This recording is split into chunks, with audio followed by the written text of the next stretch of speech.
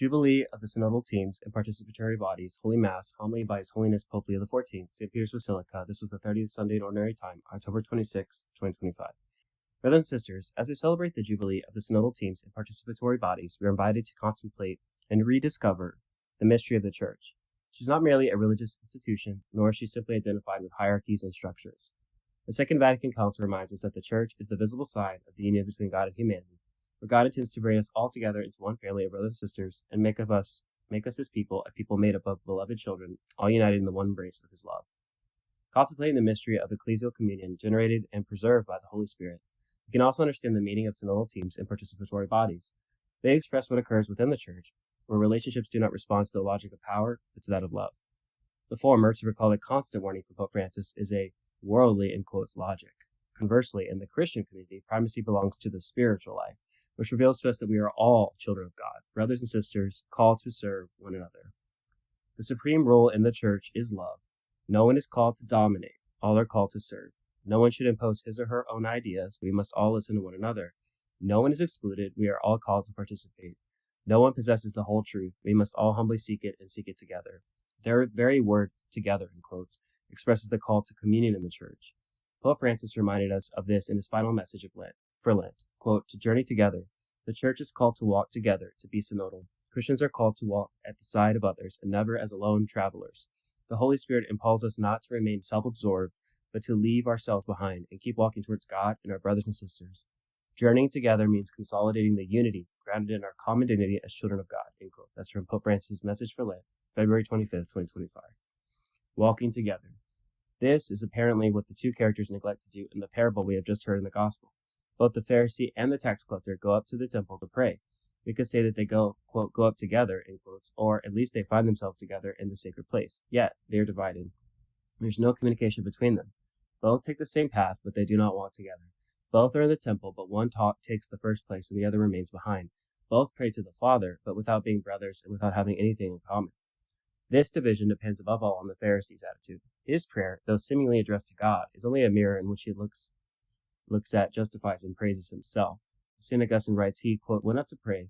He had no mind to pray to God, but to laud himself, end quotes. It's from Discourse number 115, Feeling superior, he judges the other with contempt and looks down on him. The Pharisee is obsessed with his own ego and, in this way, ends up focused on himself without having a relationship with either God or others.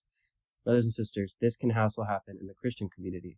It happens when the ego prevails over the collective, causing an individualism that prevents authentic and fraternal relationships.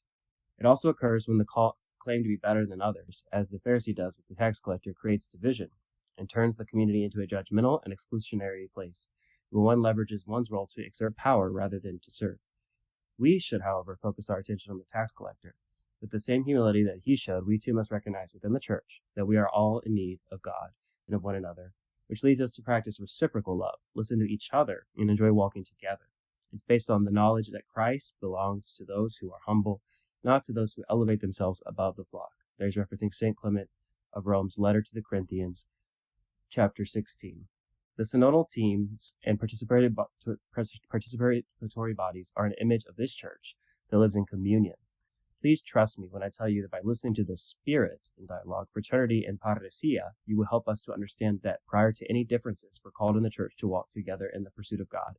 By clothing ourselves with the sentiments of Christ, we expand the ecclesial space so that it becomes collegial and welcoming. This will enable us to live with confidence in a new spirit amid the tensions that run through the life of the Church between unity and diversity. We must allow the Spirit to transform them, so they don't become ideological contrapositions and harmful polarizations. It's not a question of resolving them by reducing one to the other, but of allowing them to be purified by the Spirit, so they may be harmonized and oriented toward a common discernment.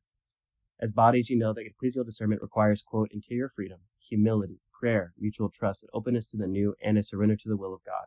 It's never just a setting out of one's own personal or group point of view, or summing up of differing individual opinions, end quotes. That's the final document of the Synod, October 26, 2024, Article 82. Being a synodal church means recognizing that truth is not possessed, but sought together, allowing ourselves to be guided by a restless heart in love, with capital L love.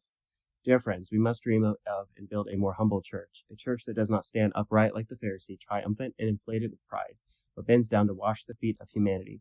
A church that does not judge as the Pharisee does the tax collector, but becomes a welcoming place for all, A church that does not close in on itself, but remains attentive to God so that it can similarly listen to everyone. Let us commit ourselves to building a church that is entirely synodal, ministerial, and attracted to Christ, and therefore committed to serving the world. Upon all of us and the church spread throughout the world, I invoke the intercession of the Virgin Mary with the words of the servant of God, Don Torino Bello. Quote, Holy Mary, Mother of Conviviality, nourish in our churches the desire for communion. Help them to overcome internal divisions. Intervene when the demon of discord creeps into their midst. Extinguish the fires of factionalism. Reconcile mutual disputes. Diffuse their rivalries. Stop them when they decide to go their own way, neglecting convergence on common projects. End quotes. That's from Maria Donna dei Nostri Giorni, 99. May the Lord grant us this grace to be rooted in God's love so that we may live in communion with one another and be, as a church, witnesses of unity and love.